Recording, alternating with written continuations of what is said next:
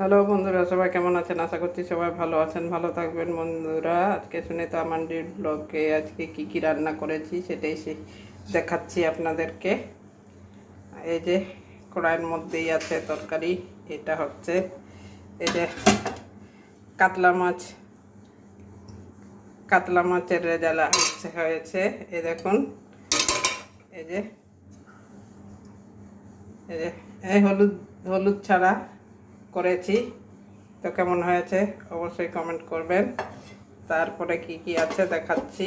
আজকে কাতলা মাছের রেজালা হয়েছে, আর এদিকে এই যে ডাল হয়েছে পেঁপে টমেটো দিয়ে, মুগ ডাল। আমরা মুগ ডালই খাই সবসময়, আপনাদেরকে ডাল দেখাই কীরকম ডাল। এখানে কুকুরের জন্য, বিড়াল কুকুরের জন্য ভাত আছে ওই যে। আর আজকে আমাদের স্পেশাল হাঁড়িতে মানে স্পেশাল জায়গায় ভাত রেখেছি। এই দেখুন, আজকে ঝুড়ির মধ্যে ভাতটা রেখেছি। আর এটা সকালবেলা আলু চচ্চড়ি করেছিলাম, ভাতটা কিছুক্ষণ আগেই নামিয়েছি।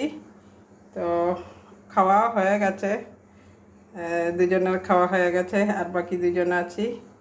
তো এখনও ভাতটা গরম আছে বলে ওই আলু চচ্চড়িটা ভাতের উপরে রেখেছি যাতে গরম থাকে।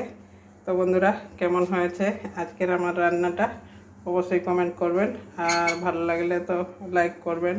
বন্ধুরা লাইক করছেন না, খুব দুঃখ পাচ্ছি। তো ঠিক আছে, কেমন হয়েছে অবশ্যই কমেন্ট করবেন। ঠিক আছে, আর আপনারা অবশ্যই এইভাবে একদিন বানিয়ে খাবেন।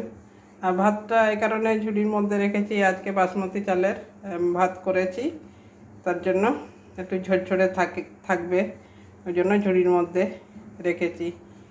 আর হাঁড়িতে রাখলে গরম থাকে, গলে গলে যায়, তো ওই জন্য আমি এই ঝুড়ির মধ্যে ঢেলে দিয়েছি ভাতটা। তো ঠিক আছে বন্ধুরা, কেমন হয়েছে অবশ্যই কমেন্ট করবেন। আরও বলছি, তো ঠিক আছে, সবাই ভালো থাকবেন।